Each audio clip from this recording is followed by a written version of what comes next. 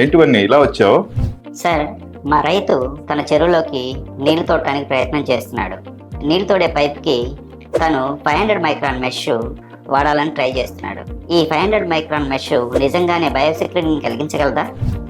అవును వన్ని, చెరువు తయారు చేసేటప్పుడు సరైన బయోసెక్యూరిటీ విధానాన్ని పాటించడం చాలా ముఖ్యంగా చెరువులోకి నీరు తోడేటప్పుడు సరైన బయోఫిల్టర్ని వాడటం చాలా ముఖ్యం. ఉదాహరణకు నువ్వు చెప్పినట్లు రైతు 500 మైక్రాన్ మెష్ని నీరు తోడే పైపుకి తగిలించాడు అనుకుందాం. ఈ 500 మైక్రాన్ మెష్ ద్వారా రైతు ఏమి ఆపగలడు చెరువులోకి రాకుండా అంటే, పెద్ద సైజులో ఉండే చేప పిల్లలు, పీతలు, పెద్ద ప్లాంక్టన్ తప్ప చిన్న వేటిని ఈ 500 మైక్రాన్ మెష్ ఆపలేదు. కానీ రైతుకు ఇది తక్కువ ఖర్చులో దొరుకుతుంది మరియు శుభ్రం చేయడం కూడా సులభం. అదే రైతు 60 మైక్రాన్ మెష్ కనుక ఉపయోగించగలిగితే ఈ మెష్ వ్యాధికారకాలైన ఏ ఒక్క జీవరాశిని కూడా చెరువులోకి నీటి ద్వారా రానివ్వదు.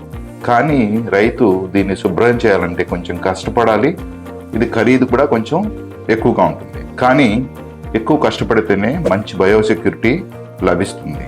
సో రైతులు తప్పనిసరిగా 60 మైక్రాన్ మెష్ని ఉపయోగించి తమ చెరువులోకి నీరు తోడటం అనేది బయోసెక్యూరిటీ యాంగిల్లో చాలా ముఖ్యమైన విషయం. హలో సార్, నేను మీ వన్ని.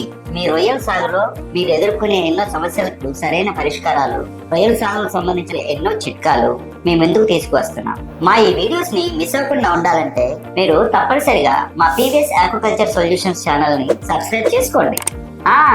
అలాగే బెల్ ఐకాన్ ని ఆన్ చేయడం మర్చిపోకండి. మళ్ళీ ఇంకో వీడియోలో కలుద్దాం. నమస్తే.